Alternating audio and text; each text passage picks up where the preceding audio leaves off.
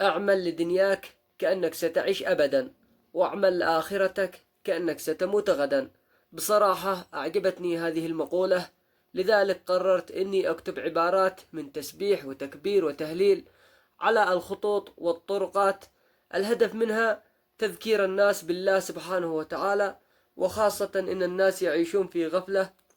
صلوا على النبي يا متابعين، وشاركوا المنشور حفظكم الله، من أجل نتشارك ونتقاسم الأجر. نحن شباب القرآن، نحن عباد الرحمن.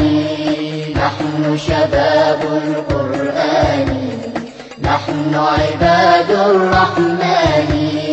نتسامى بالإيمان ونسبح للديان.